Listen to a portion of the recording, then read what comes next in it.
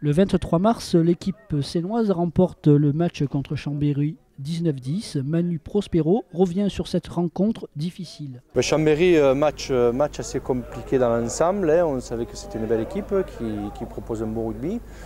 Bon, nous, c'est un petit peu compliqué la tâche, notamment sur la première mi-temps où on n'a pas su réellement bien jouer avec le vent.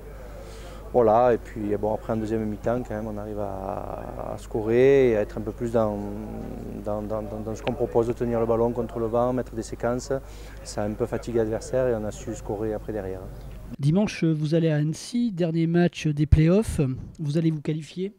Bien sûr, la conviction, c'est que bien sûr, on a la qualif là à bout de main, quoi, donc il faut aller faire un résultat à Annecy.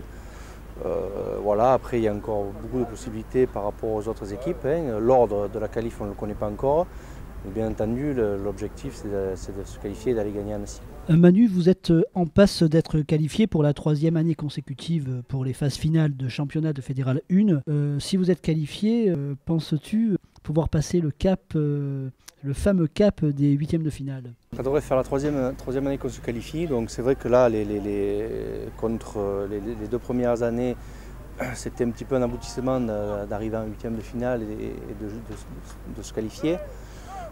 Là, cette année, on a gagné en maturité. Le groupe, on sent que ce groupe a les capacités à franchir cette barrière des 8e. Donc c'est vrai que cette année, l'objectif est d'aller en 8e, mais de passer ce tour des 8e. Dernière question, Manu, est-ce que c'est le meilleur groupe que tu as eu à coacher avec Patrick Pézery et Martial Cotin?